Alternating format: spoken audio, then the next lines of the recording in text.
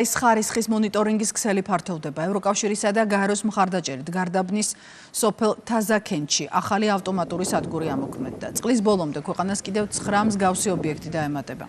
ამ დროისთვის ქვეყნის მასშტაბით უკვე 18 სადგური მოქმედებს. პროექტი ჰაერის ხარისხის მართვის გაუმჯობესებას ისახავს მიზნად.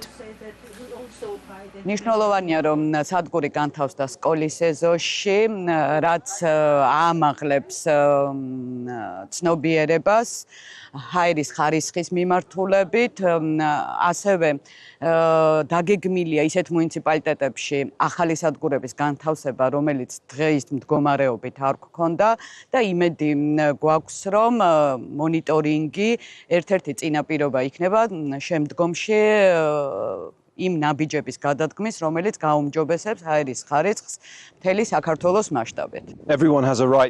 ყველას აქვს უფლება იმყოფებოდეს მდგრად, სუფთა გარემოში და ჰქონდეს ხარისხიანი ჰაერი. ჩვენ ამ სადგურების საშუალებით ვაგროვებთ მონაცემებს თუ როგორი ჰაერია სხვადასხვა მონიტორინგის ადგილებში და ეს გვაძლევს საფუძველს იმისა, როგორ შეგვიძლია გავაუმჯობესოთ სიტუაცია საქართველოში ჰაერის ხარისხის მიმართულებით. ბედნიერი ვარ, რომ დღეს აქ ვიმყოფებით. ჩვენ ვსუნთქავთ და ჩვენს ორგანიზმს სჭირდება სუფთა ჰაერი. ევროკავშირის მხრიდან ამ მიმართულებით მხარდაჭერა ძალიან მნიშვნელოვანია.